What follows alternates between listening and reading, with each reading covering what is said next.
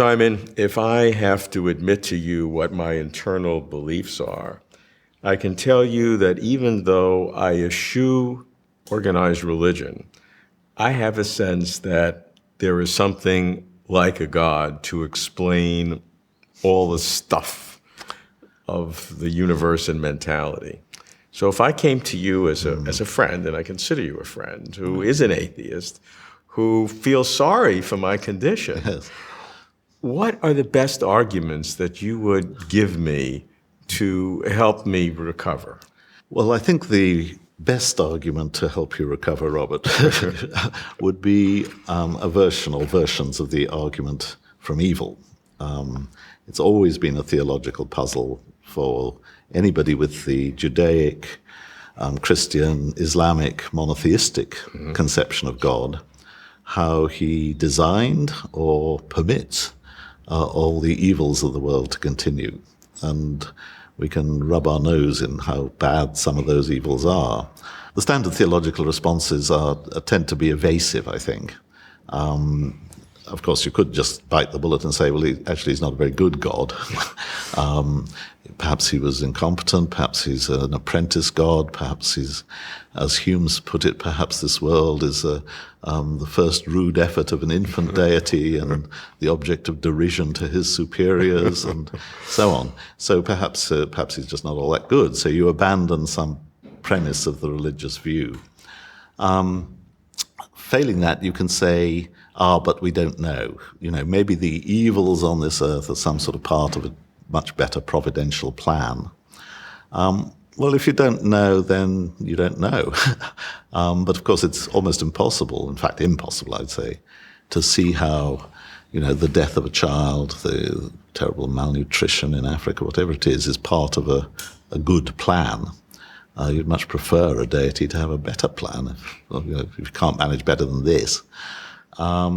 So theodicy, that is the attempt to justify God's ways to man, I think always runs into difficulties. It runs into problems. The classic defense is, of course, the free will defense.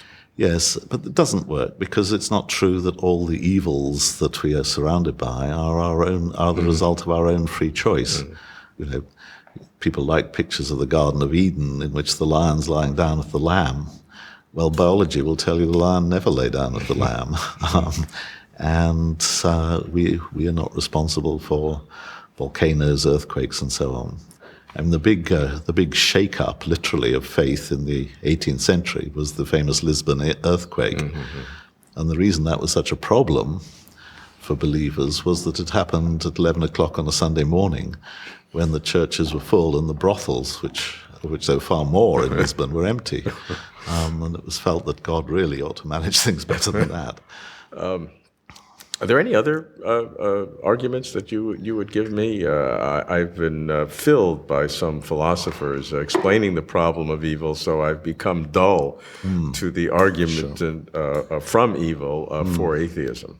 Well, I think it's important to separate two forms of the argument from evil. One is for people who don't use the argument to design, but the other, which is much more virulent, much more dangerous, is for people who do use the argument to design, because they're taking their knowledge of God from our knowledge of the world as we have it.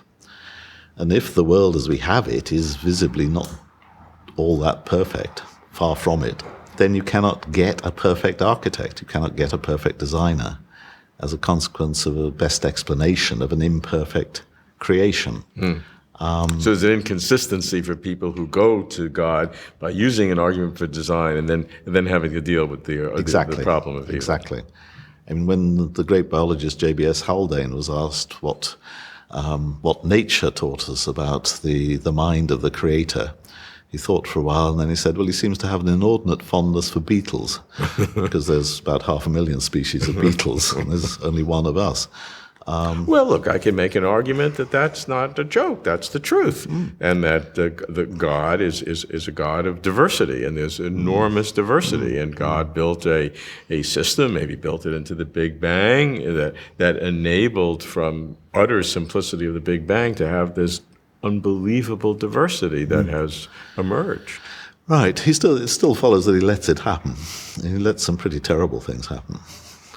Yeah, and why should we at our stage of knowledge be able to make a claim on how God should have constituted reality? Well, we've got to use our own judgment. If it looks pretty terrible to us, that, for example, there are, what is it, in African rivers there are worms which live by getting into people's eyes and making them blind. It's not a joke, and God lets it happen. Maybe he didn't design it, but he did something, and allegedly he could do something about it, but chooses not to. And that's the sticking point, I think. Of course, if you've got a very much more abstract conception of God, then perhaps this argument doesn't apply like that.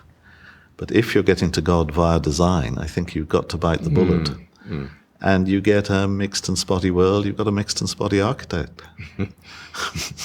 Any other categories of arguments as opposed to negating the arguments for God that are proactive? Yes. Obviously, you have religious people claiming miracles and revelation and personal experience. Many people tell me that. Yes. Well, I think personal experience, it might be very persuasive and compelling when you have it, but you have to look at it with a certain distance. I once sat about this far apart from the great conjurer Ricky Jay, the greatest prestidigitator in the world, and I watched him produce eggs out of thin air. I watched him do all kinds of impossible things. And my jaw is just like that. But I had no impulse to believe that he produced eggs out of thin air. We have our own critical intelligence. And as far as personal experience goes, well, somebody brought up in a Christian tradition might see a vision of of Mary or Jesus. Nobody brought up in an Islamic tradition is going to have that vision, and vice versa.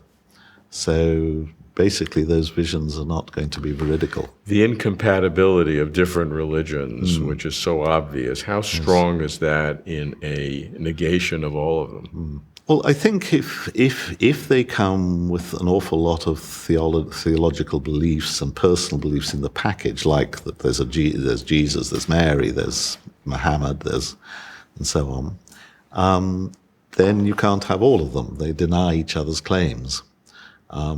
So, yes, there's an incompatibility there. If the believer withdraws to something much more abstract and just says, well, I have some conception of providence, I like to believe I'm safe in the universe, and so on, then, of course, you might have that sort of sense of safety or providence from any tradition, as far as I know. And from no tradition at all, I might have the sense of safety in the universe. It would be purely an emotional state.